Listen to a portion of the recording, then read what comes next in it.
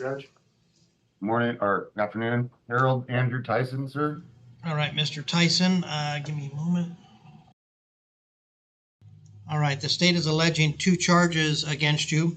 The first one is criminal damage under domestic violence law, and the second is aggravated domestic violence. Both of those are Class 5 felonies. You have the right to remain silent, right to counsel, and right to trial. I've scheduled you for a hearing on the 10th of November at 3 o'clock p.m. That's for a preliminary hearing. A preliminary hearing is to determine if there is probable cause to charge you with those crimes, not convict you, only to charge. If probable cause is found, your case will bind over to the Gila County Superior Court. If not probable cause, the case will be dismissed as far as the felony allegations. Your release conditions are the following: obey all orders of the court, do not commit any crimes, notify the court immediately if your address changes, do not leave the state of Arizona without permission of the court, do not contact the alleged victim in any manner, do not go near the alleged location of the offense. Do not go near the location of the alleged offense. Mm-hmm. Can I ask you something about that? Okay, because we live in the same apartment complex. Okay. And my ex has been like just trying to provoke. So she lives by or right next to the laundry room, right?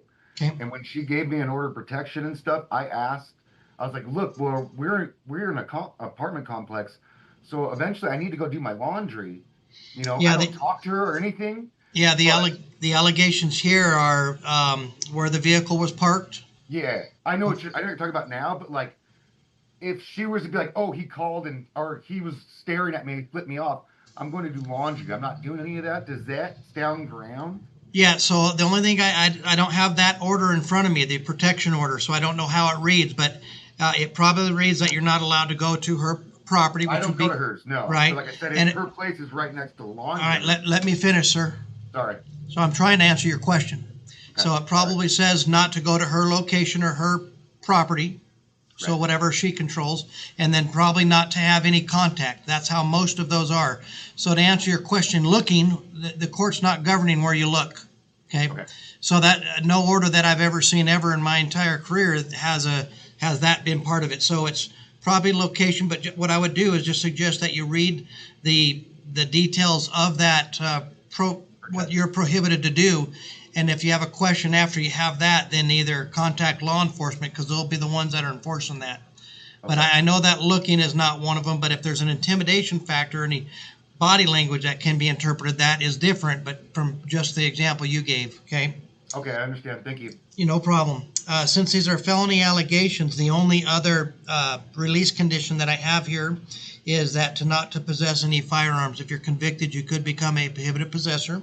And I am placing an $8,000 bond hold on you, so you remain in custody under $8,000 bond. So let me explain to you what happens there. Being that you're held on a, I'll address your questions here in a moment.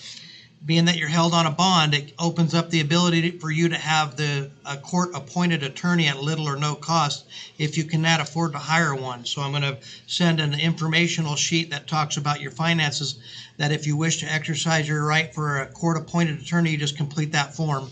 If you qualify, then the attorney will be notified when the complaint files. Speaking of the complaint, since you're held in custody also, the prosecutor has 48 hours to file a formal complaint on you. If they fail to do that, you'll be released on your own recognizance.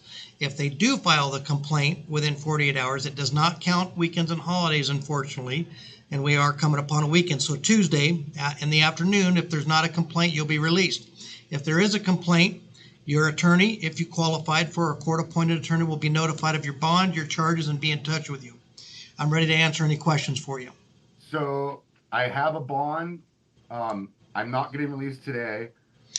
You can be released today if you post bond. Okay, how much? $8,000, and you can go through bail bonds. I didn't put any restrictions on it, so. So how much? 10%. $8,000 altogether. $8,000 is the total, correct? So 10% of that.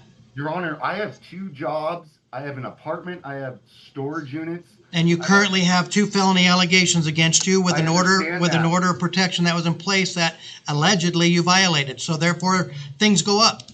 I understand that, but Your Honor, please work with me here. Like, I'm going to lose my house. I'm going to lose my vehicles. I'm going to lose 2 jobs. I'm going to lose my storage unit.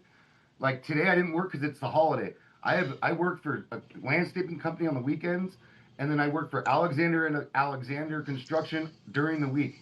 So that what I, Please work with me. Like, I'm gonna lose. It's the first tomorrow. I have rent to pay. you have I have a storage- you have two felony allegations, two of I them. understand. They're class fives. Your bond is only 8,000. It's not 12,000. It's not 15,000. It's only 8,000. So Well, can you that's work with me number a little, one, like- working with you on it. Number two, I didn't put any restrictions, so you can go through bail bonds. This is to guarantee that you're going to be law abiding, because the allegations are saying you're not law abiding. You don't listen to what the court says or any of that information. Allegations only, but I have to up the stakes on that. When you don't listen to what me or another judge says in an order of protection, restraining order, we have to protect the victim, the community, against your actions that are alleged here. That's what the bond is for. I understand that, but like, please work with me. Like, I get did. what you're saying. I did. I know I messed $8,000 up with a little no. bit, but like, just work with. Like, I will come to court. I will do whatever. And if I am found guilty, I will go and do whatever I need to do. But let me be able to prepare myself and pay my rent. I'm gonna lose everything. Mr. Thiessen, again, so let me explain to you. I understand. Nobody, trust me, nobody on this side of the camera that you're on wants to stay in jail. Okay. No, I understand. But on this side, I have a duty, an obligation, especially when a judge has already said for you not to do certain things and there's allegations that you did.